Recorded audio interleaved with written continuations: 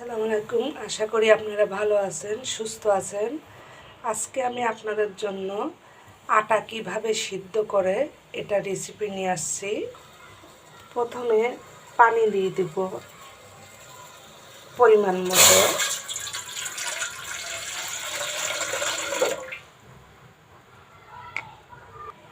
পানিটা আপনাদের পরিমাণ মতো দিবেন। রুটি বেশি তৈরি করলে বেশি করে দিবেন, কম তৈরি করলে কম করে দিবেন।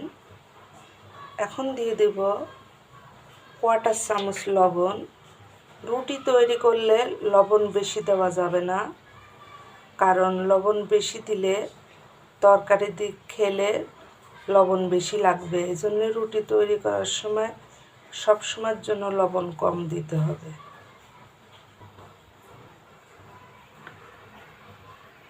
ঢাকনা দিয়ে ঢেকে দেব।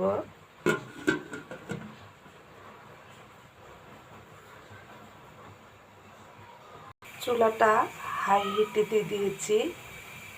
পানিটা ফুটে আসা পর্যন্ত অপেক্ষা করব।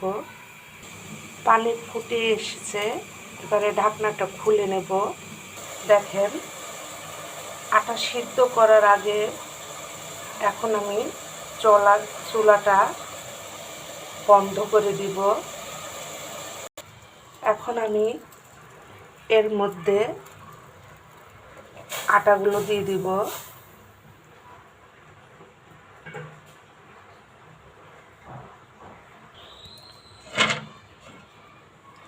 এখন পানির সঙ্গে আটা দিয়ে নেড়ে চেড়ে আটা সিদ্ধ করে নিব। এখন আপনারা ভাববেন আটা সিদ্ধ আবার দেখানো লাগে নাকি। অনেকে আছে আটা সিদ্ধ করলে চুলা জ্বালায়, চুলার উপর যদি আটা সিদ্ধ করা যায় তাহলে ওই রুটি বেলতে অনেক কষ্ট হয়, শক্ত হয়ে যায়। বেলতে গেলে হাজার চেষ্টা করলেও রুটি বড় হতে চায় না, ছোটই থাকে। আমিও একসময় বুঝতাম না, ওইভাবে চুলা জ্বালায় আটা সিদ্ধ করতে যেতাম, কিন্তু আটাটা অনেক শক্ত হয়ে যেত। রুটি বেলতে গেলে রাবারের মতো হয়ে যেত। কিছুতে রুটি বড় হতো না, ছোটই থেকে যেত। এই জন্য আমি এইভাবে, আমাকে একজন বলছিল এভাবে আটা সিদ্ধ করবেন, দেখবেন রুটি বেলতে কষ্ট হবে না। তাই আমি এভাবে আটা সিদ্ধ করি, রুটি তৈরি করি, অনেক সহজ হয়। তা আপনারাও এভাবে আটা সিদ্ধ করি রুটি তৈরি করে দেখবেন, আশা করি ভালো লাগবে। কারণ এখানে আর পানি টানি কিছু দিতে হবে না।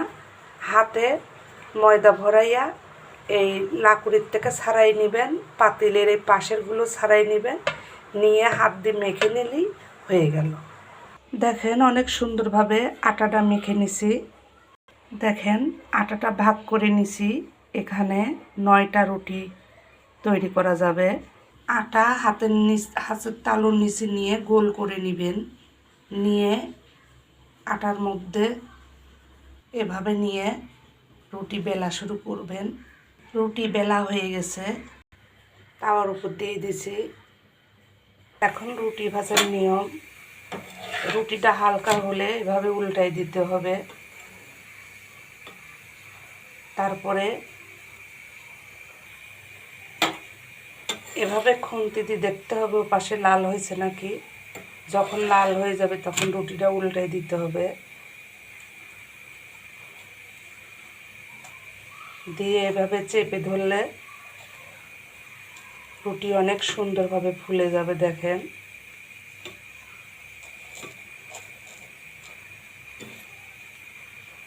এবার রুটিটা হয়ে গেছে, তুলে নিব।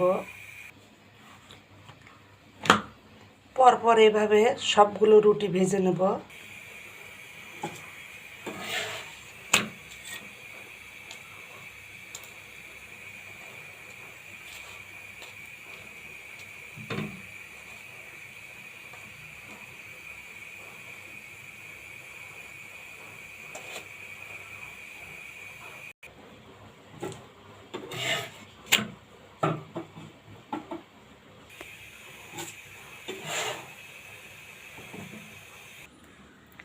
আপনাদের জন্য নিয়ে আসছিলাম আটা সিদ্ধ করার রেসিপি, কিন্তু আটা সিদ্ধ করতে যায় রুটি তৈরি করে ফেললাম। এভাবে আটা সিদ্ধ করে রুটি তৈরি করে সবজি দিয়ে খেয়ে দেখবেন, আশা করি আপনাদের ভালো লাগবে। আপনারা সবাই ভালো থাকুন, সুস্থ থাকুন। এরপরে দেখা হবে নতুন কোনো রেসিপি নিয়ে। আজকে এখানেই শেষ করলাম। আল্লাহ হাফেজ।